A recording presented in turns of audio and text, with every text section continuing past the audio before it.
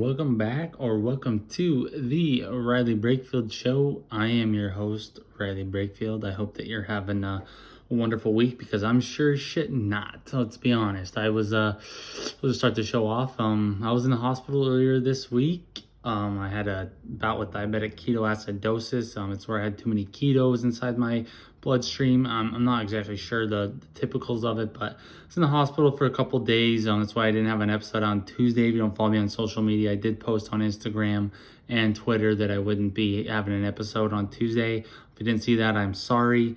But yeah, I was just taking care of my health. Didn't feel good. I was in the hospital, throwing up all day. Monday, I threw up about 15 times. It's a scary deal, but doing all right. Probably gonna take quite a few more water breaks throughout. Got to stay as hydrated as possible. Trying to get myself back to full health. But that's just kind of what was going on with me. I'm alive and well. Just kicking. Just gotta take better care of myself. Just something that happens with diabetes. It's common. But yeah, just want to let you guys know that. And once again, I'm sorry if you were looking forward to an episode on Tuesday. Couldn't do that for you, but I'm gonna I hope I packed enough stuff in today to kind of hopefully make up for it. Got a lot of new stuff I want to talk about. I'm gonna preview some college basketball this weekend. Big 12 SEC Challenge, a lot of good games there.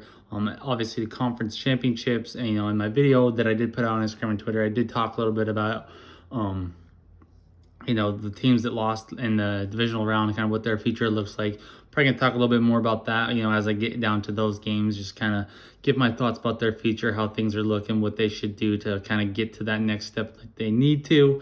One love, one hate as well. But yeah, that's today's show. I hate burping. I hate when I have to burp. But yeah, that's today's show. We'll get into it. Let's just start with the news. How about? Sorry, I had to unplug my computer there because she's overheating for some reason. It always happens when it's plugged in and I'm trying to record at the same time. It's just, I have a lot of problems in my life, it seems like nowadays, and I got a fucking ginormous hospital bill coming my way, so that should be fun. I'm looking forward to it. Great way to start the new year.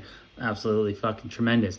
But first domino in the head coaching search for NFL head coaches has fallen. Frank Reich is going to be the new head coach of the Carolina Panthers. Some people are upset because Steve Wilkes did do a tremendous job to close out the season. But in my opinion, I do think this is the right move for the Panthers. Frank Reich is, an offensive-minded coach, and you look at where things are in the NFL right now, you kind of need an offensive-minded coach to get yourself to that Super Bowl, get yourself to that next level. You think about the Eagles, Nick Sirianni, offensive guy, Kyle Shanahan, offensive guy, Andy Reid, offensive guy, Zach Taylor, offensive guy, even the only guy that was still a defensive-minded coach going into the divisional round was Sean McDermott. We saw how that worked out for them. So I think this is the right move. I don't know who they're going to decide to go with at quarterback, but I am excited for, Frank Reich get another opportunity. I feel like he kind of got a bad shake there in Indianapolis with the constant flow of who was going to be the quarterback, who they're going to have this year.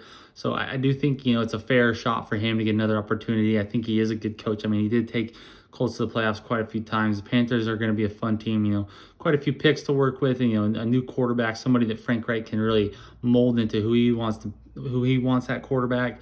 He can decide at this point, it's not just this never-ending search for a quarterback. So I think it's going to be the right move for them. I think it might pay off. They're playing in probably the weakest division in football. You look at what they did this year.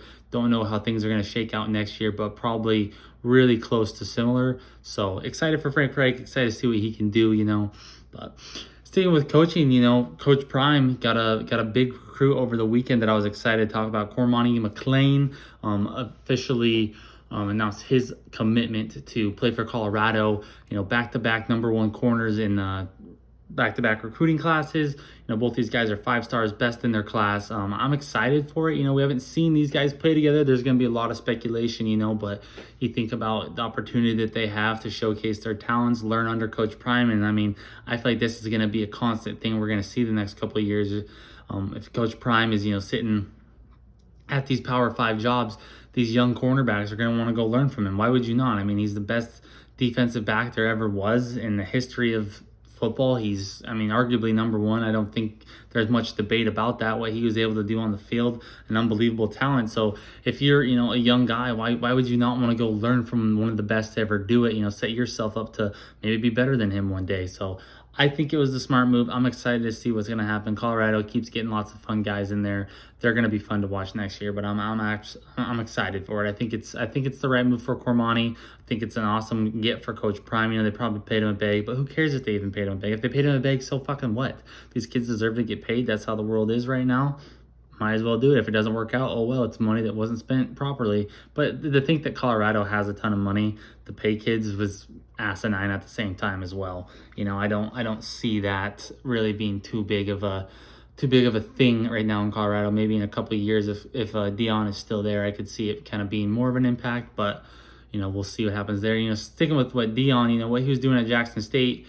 A lot of other HBCUs, such as Bethune-Cookman, they had hired Ed Reed. Ed Reed had, made an Instagram post about all the trash they were having to pick up, how corrupt the system was at at Bethune-Cookman, a bunch of stuff like that. He decides to step down because they wouldn't rework his contract too as well. It was just a weird situation, but all those people saying what Coach Prime, leaving HBCUs, it's more of a HBCU thing. They're not taking care of their programs. They're not allowing for these young kids to come in and really excel, allowing for these coaches to come in and excel. It's just a corrupt system, same as it's always been. I'm not really speaking out of turn here when I say this, but Black communities, they kind of have always had stuff like this happen. There's a lot of corruption going on in those systems. It's not always, people aren't always out there looking to benefit the kids, the coaches, the athletes, all that stuff. You think about a lot of Black communities that are hampered with crime and such. It's just people, they want to look good, but they don't actually want to put in the effort to help change things, to help make the world a better place, to help these young kids that come from these shitty situations to really get their lives on track. So I respect the fuck out of Ed Reed for doing that, because he's just proven a point that they need to be better if they actually want to excel, and they want to keep guys like Deion Sanders, Ed Reed, Eddie George at Tennessee State. If you want to keep those guys, you can't just expect them to come in and change everything. I mean, Deion Sanders put a bunch of money into Jackson State, his own money, and really helped turn them around. So we'll see what happens with that. I think it's just a shitty situation. You hate to see it, but that's just the nature and the beast of it.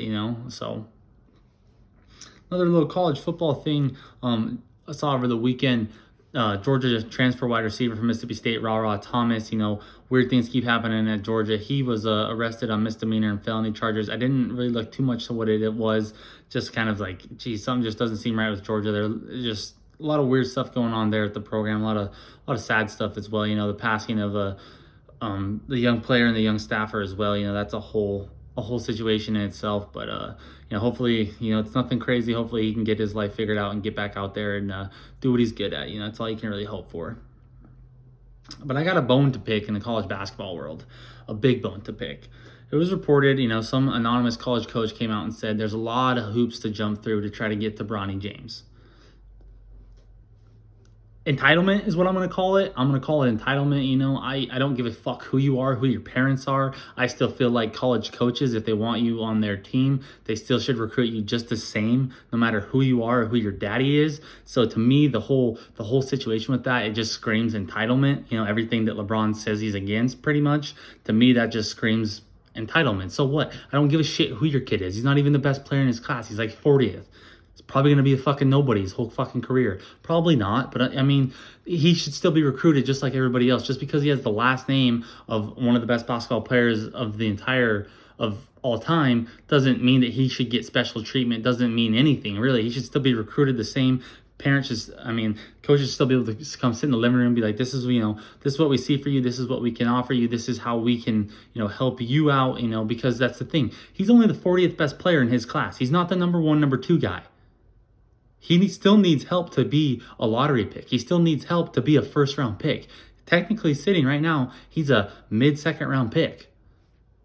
So maybe those college coaches could, help him out, help raise his stock. But I don't know. Daddy's got too big of a fucking head and too much fucking entitlement that it doesn't allow for that to happen. So personally, I think it's kind of fucked up. I think it's kind of a weird situation. I don't agree with it. I feel like he should be recruited just like everybody else. That's my honest opinion about that. And speaking of weird things, going back to Cleveland, even, Ben Watson, a 17-year NFL vet, spent some time in Cleveland. He came out the other day and said that in an interview process when he was trying to get signed there. Somebody had asked him, sitting in a dark room, barely lit, almost like an interrogation room, had asked him, do you smoke weed? He said no. The guy then grabs his wrist to check his pulse and asks him again. Like, what? Just shows how fucking horrible the Cleveland Browns organization used to be. It seems like they're on the up and up, but not really. I mean, they traded for Deshaun Watson. They still had a shitty year, so nothing's really changing for them. But absolutely just a weird and just kind of almost a racist approach, I'd honestly say, to the interview. Like, just because he's black, you assume that he smokes pot, and then you're going to ask him again. Like, I don't agree with it. I think it's just really weird. I read it and I was like, what the fuck? It just blew my mind. I couldn't believe that that's how you're going to interview somebody as a professional, and somebody that is a professional as well, but whatever. Cleveland Browns are the Cleveland Browns. That's why they sucked for so long, right?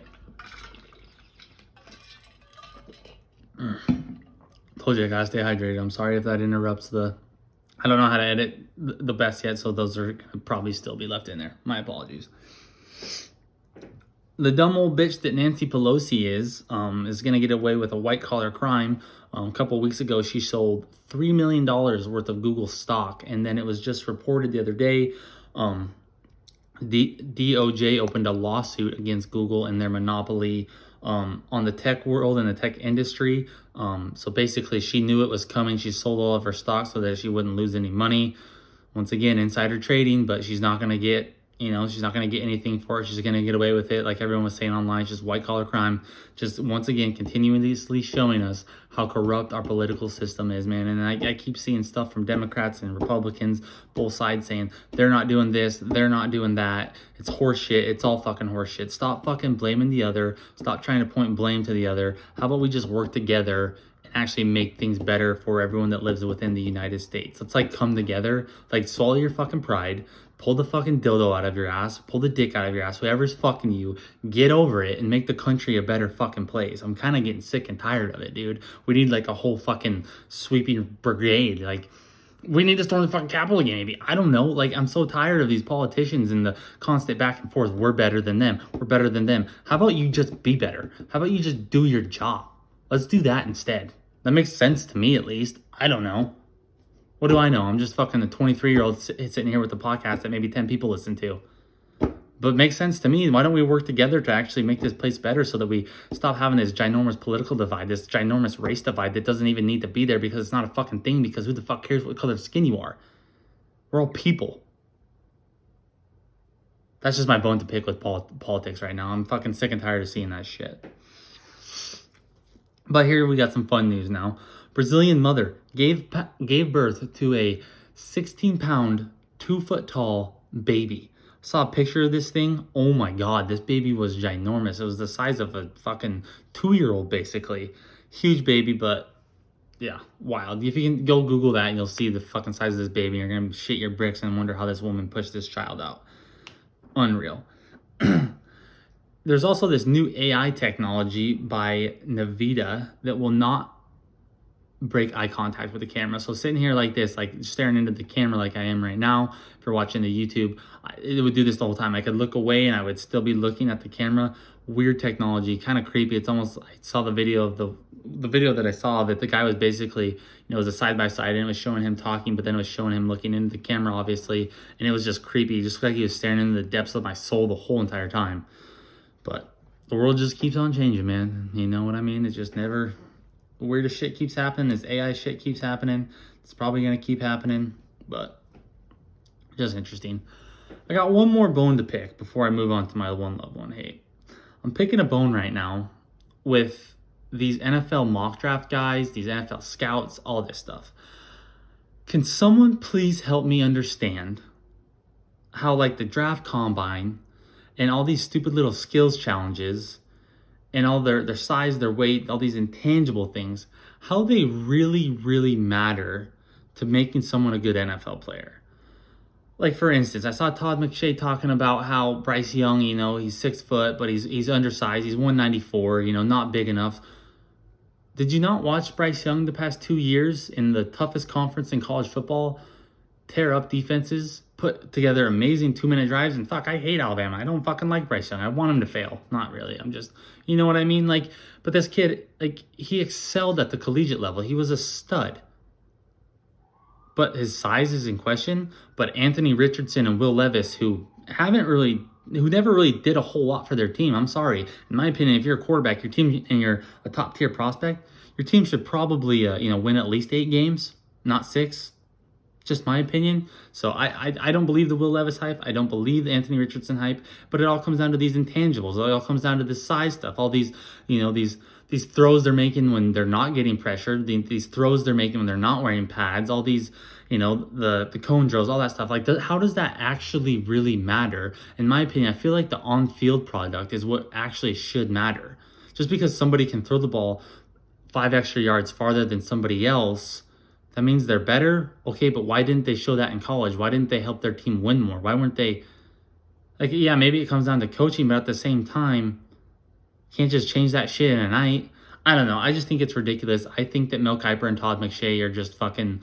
I just don't get it, I guess. I mean, they put all these guys up there and they say that, they're the best of the best and that they should be top 10 picks, but why?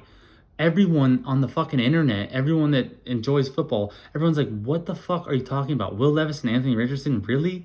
Top 10 picks? Really? After the seasons they had? Of zero output, really? Of not having a good season? But they're like, no, it doesn't make sense. You should win games.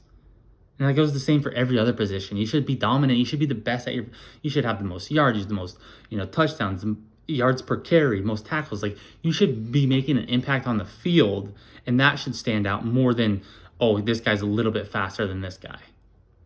I don't know. It just doesn't make sense to me. I feel like the on-field product should be better than what these combines and these scouts all think, in my opinion. I don't think they all know it. How many times do we see guys miss?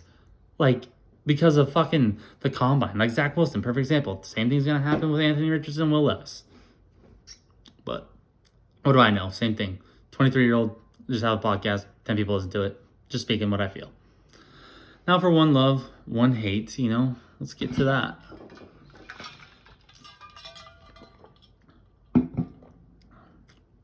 Since I was in the hospital, I figured I might as well love on the hospital, right? Loving on one thing at the hospital ice. That Pebble ice, dude, is just the best ice in the world. It feels like you only ever get it at fucking the hospital. So when I was there, dude, I was like, can I get a cup of ice? Can I get a cup of ice? Can I get a cup of ice? Absolutely love the ice. I mean, I told every single nurse, I was like, this is the best ice in the world. Can I please get some of it? And so, I got it. So loving on hospital ice. It's some of the best ice in the world. There's just nothing better, in my opinion. That's just how I see it. I just love hospital ice. I'm hating, however, though, hospital beds, because those things are so uncomfortable. I got so many back problems now that I was in the hospital for 2 nights.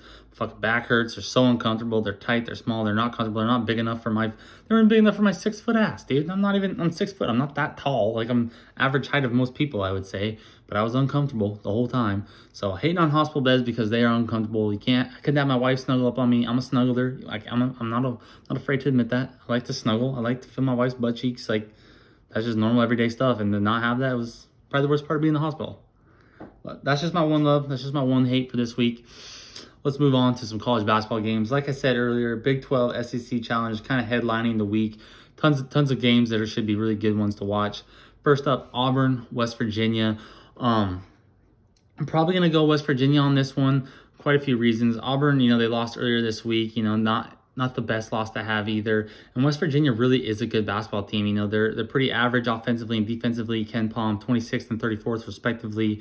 Auburn, however, 65th and 15th. Defensively, they've been tremendous this year. But I feel like being at home for West Virginia is going to be key in this game. Huggins, they've been playing really good. West Virginia is really catching some heat right now. They're playing really good basketball. So I think they're going to come out and win this one. I expect Auburn to be favored just because they are highly ranked, and West Virginia has been up and down, but they are on the uphill trajectory in my opinion right now. So I'm going West Virginia to pull off the upset this weekend. Like I said, I'm sure Auburn will be favored in that one. Xavier, Creighton. Sean Miller's really putting together a good team at Xavier this year. Solly Baum has led the way, and I don't see anything stopping on Saturday. I think that, they're going to go into Creighton and win. The only thing that worries me about this game is Creighton is 9-1 at home. They've been tremendous at home this year. They've only lost one game. Just when they're at home, they're a better basketball team. I don't think that's going to matter this week, though, or on Saturday. like I said, Xavier's playing really good. Sully Baum is just scoring at an unbelievable rate. He's really carrying that team, you know. I think Xavier wins this game by at least 6. So that's my pick as far as the spread. Anything under 6, take that for sure. That's the line that I'm really feeling is going to hit. Sorry, I thought I was going to throw up there. I didn't want to do that. Iowa State, Missouri, two teams that used to be, well, Missouri used to be in the Big 12, so a little rematch of the Big 12. This should be probably one of the better games this weekend, especially in the Big 12 SEC Challenge. Mizzou's been playing really good. They've had, you know, they've lost some games they shouldn't have. You know, their defensively is really where they have struggled. Offensively, though, unreal right now. They're averaging 83.4 points per game compared to ISU's 71.1. You know, Missouri's sitting 11th in the country right now in points per game. You know, they're going to be at home as well. It's really going to come down to whether Iowa State can score or Missouri can play defense. Missouri's horrible defensively. I think they rank like 196 defensively in Ken Palm rating. You know, not the best. Iowa State, though, is a tremendous defensive team. They're sitting right now 9th best defense in the country. So I think it's really going to come down to those two main factors. Can Mizzou either play good defense or can Iowa State score? Because one's going to have to go either way. You know, either Missouri's going to score or Iowa State's going to play really good defense. So in turn, the other needs to do exactly the opposite, you know. So I think I'm going to go Missouri on this one. I think Missouri is going to score almost not at will, but I think just their ability to score is really going to help them. I do possibly like it to over here. I feel like this could be a 140 range. That feels good to me. You know, maybe at the most probably 140 I would take just because Iowa State is so good defensively. But I think I'm going to ride Missouri on this one. I think Iowa State will be favored just because how good they are defensively. But at the same time, Missouri can score the ball unreal. Like I said, they're 11th in the country right now in points per game. Arkansas, Baylor, another Big 12 SEC Challenge game. Arkansas kind of picking themselves up off the mat. Won 2 in a row now. You know, they had lost 4 in a row prior. But I don't really know if that's going to be too much of a factor because Baylor's playing really good basketball right now. They've been on an absolute tear. I think they've won they have 5 straight wins right now, you know, a couple good wins in there. They're averaging about 79.4 points per game. I expect them to be favored just because they're at home. To me, if the line is at 5 or under, take Baylor. If it's higher, go Arkansas. I do feel like this game will still be close, but I do think that Baylor wins this one. Not easily, but I do think that they win. Now, probably the biggest game of the weekend end of this challenge is Texas versus Tennessee. Texas is coming in ranked 10th in the country. Tennessee ranks 4th in the country. Both these teams, you know, are in the top 40. Ken Palm offense and defense. Tennessee best team in the country defensively right now. Been playing unreal. I think that's going to be really played to their advantage. But Texas can really score the ball. I mean, I think they're sitting. I think they're sitting 11th right now offensively. They really can score the ball. I mean, I've talked about them quite a few times. Marcus Carr, what he can do. So I really do like the over in this one. Probably, you know, anything under 150 is like a surefire bet for me. Anything over, I'm probably not taking that just because it gets too risky. So I do expect this to be a really good game. I really don't know which way to lean because both teams are very similar. I could see Rick Barnes choking going up against his old team. So we'll see. But I'm definitely excited to watch this one this weekend. It should be one of the better games to watch. Kansas, Kentucky, probably the biggest game when it comes to name-wise, you know. I mean, 2 blue bloods, the 2 winningest college basketball programs in history. And Kansas, for them, you know, they're coming in losing 3 straight, not really looking too hot right now. They've lost them all close, but Kentucky right now coming in with 4 straight wins. Oscar Tshiebwe has been absolutely dominant. He's been dominating the boards. He's been leading. He had 15 at a minimum in the past 4 games, I believe. He had 24 against Georgia rebounds. So like he's balling out. I think Kentucky's kind of picking themselves up off the mat. I feel like they'll be favored because of the way they've been playing, the way Kansas has been playing. I do think Kentucky's going to win this game. 3 feels like a good spread number to me. Anything more, I really don't know what to do with it because I could see Kansas winning. I could see Kentucky winning. I could see it close. I could see it blowout. You know, it's just, I see it going so many different ways, but I do think Kentucky's going to win more than likely, just the way that they've been playing, especially with Oscar Tshiebwe right now. I expect him to really kind of take over the game like he's been doing as of late. So those are the 6 college basketball games that I'm excited about this weekend, and I'm probably betting I'll probably put something out, put some tweets out. So look out for those, you know, for some gambling advice. Is probably the best /sports gambling advice there is on the internet. So drink some water and then let's talk about the NFL, huh? Oh, that's good. That's good. let's talk about the teams that got eliminated for a sec here. Cowboys first up. They kind of fumbled the bag once again. A lot of hate going towards Zach. 2 interceptions, bad throw to close out the game, horrible play call to close out the game. First of all, I don't really know what the Cowboys can do to get over that hump. They've kind of been sitting here stagnant for the past couple of years. It's been 26 years since they've been in the conference championship game. I'm not a big believer in Dak. I'm not a big believer in Zeke. I don't think they have enough talent on that team to really be successful. I think the NFC was just really down this year, and the Cowboys just kind of shined. So I don't really know what the next move is for the Cowboys, but I definitely think they need to do a lot of roster changes and maybe even think about a rebuild, because I don't think that this team is ever going to successfully get to a Super Bowl or even a conference championship. Giants, they got blown out by the Eagles. I thought the Giants were going to keep that one close just because I'm not a big believer in the Eagles. They got a lot of guys they got to re-sign. They got to bring Daniel Jones back, Saquon. I know a couple others as well. Don't really know if they're going to bring Daniel Jones back. I would be surprised if they didn't. He did have a really good year. It seems like he really was flourishing under Daboll's system. So I think they'll bring him back, but I think their team, they keep building, they keep getting the right pieces in place. Hope they don't have to overspend for Daniel Jones and Saquon Barkley. Keep a little bit cap space in order for them to kind of get a couple more pieces, a couple more additions to really build that roster out and really be successful next year. Which like I said, the NFC is a very weak conference from top to bottom. This last year, don't see a lot changing. So I think that I do see some changing. You got the Lions coming up, and you got the Seahawks coming up. A lot of teams that had okay years but didn't finish out great. Giants kind of were, played better than those guys, so they got in. They won more games, obviously. So I think just maybe a couple more roster changes, kind of get a couple more pieces in the right place. They can really be successful, and win another playoff game next year. Sorry, I had to itch my throat. Going over the AFC, Jaguars, losing to the Chiefs. They put on a good performance. I feel like they kind of got lucky when Patrick Mahomes was down with that high ankle sprain. Did kind of work to their advantage. I think that they're definitely a team that you're going to have to watch out for in the AFC. The AFC is loaded with young quarterbacks. The only thing I'll have to say is I don't think that they have enough talent offensively and defensively to really compete with the Chiefs, the Bengals, and the Bills right now. Damn it. But I do think that they have the right pieces in place. I think they need a couple more guys, a couple more dudes in there, especially defensively, to really bolster up that defense and kind of make the right moves going forward and really have a good chance at making a conference championship next year. The Bills, however, I don't really know what the Bills need to do, man. I really like Josh Allen. I really like Stephon Diggs. I really like what they have, but they just can't seem to get over this hump. It just makes you wonder, is it coaching? Is it play calling? What is it? Is it the roster? Do they need to make a couple moves, free up some cap space, get a couple different guys? Not having Von Miller, I think, played a huge role there. So it's at the same time, it's like, you come back next year with a healthy Von Miller. I think things are a lot different. I think they're in a lot better of a position to succeed. He's an all-time great. He's going to be a first ballot Hall of Famer. So I think that for them, there's not too much they can do. I think you run it back one more year, doesn't work out, then you kind of move on and kind of figure out what you can do to kind of put the right pieces in place in order to get get to that Super Bowl like they want to. But that's just my thoughts on those 4 teams, But moving on, 49ers, Eagles. I'm just get this out of the way. I think the 49ers are going to win.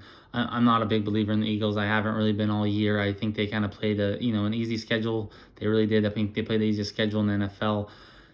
And I'm just not too big believer in Jalen Hurts yet. I think that he has the potential to be really good. If I'm the 49ers, I'm probably running, a 4-man front the entire game. Fred Warner on a spy 80% of the game. Those first down, second down situations.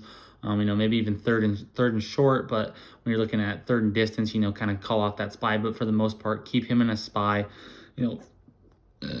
Fred Warner is one of the best linebackers in the NFL, if not the best. So I think, you put him on Jalen Hurts, that's going to kind of be the big deciding factor. And I still don't have a lot of faith in the Eagles. Like I said, I think they have a ton of talent, but I don't really think that they're the best team in the NFL. I don't really think that they're a Super Bowl contender, honestly. If I'm being legit, I think that the 49ers have too much talent throughout their roster that they're going to take care of this one pretty easily. I know the Eagles are favored. I do like the over as well at about 46.5. I do think this is going to be a high-scoring game possibly, but I think the 49ers walk away with this one pretty easily just because of the talent level that they have.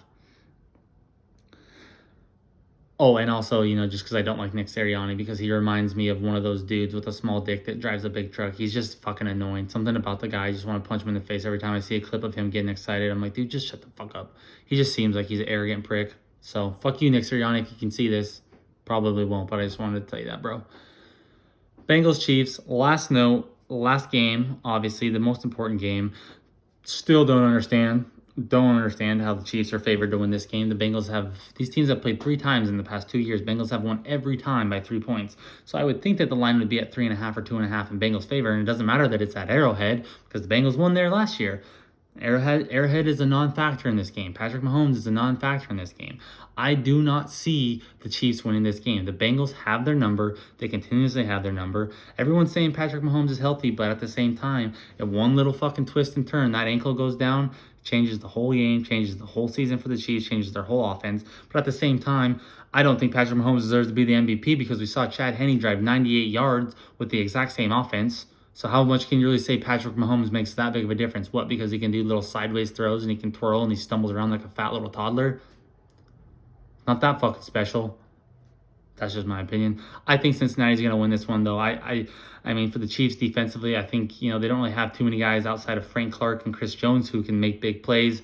And they can't make a big play every play. So I think the Bengals are going to win this one easily, especially offensively. I think they'll take care of business. Defensively, their defense has been unreal lately. Lou or however you say his name, he's just been putting up together amazing streams. We saw that last week. I mean, the Bengals defense is probably the best in the NFL right now, honestly, the way that they're playing. So I would be really surprised if the Bengals don't win this one. So for this Super Bowl, my pick is the Bengals 49ers. That's the Super Bowl I want to see. I think that would be the best one. I don't want to see the fucking Chiefs and Eagles. That would be so fucking boring. I'd probably have to shoot myself in the head, but probably not. But that's today's show. I hope you enjoyed. Once again, I'm sorry for not having a show Tuesday. Hopefully I talked enough for you to get by for the weekend. Hopefully I gave you enough good gambling advice. Hopefully I brought some news to your mind. Hopefully I helped change your mind. Whatever I had to do. Don't forget to like, share, subscribe. You can find me on Instagram, TikTok, and Twitter. Send to your family members, send to anybody, send to somebody with diabetes, because I have diabetes too, So we can talk about diabetes, we can be friends, who knows. But I appreciate your time. I appreciate you listening. But for now, your boy Titties is out.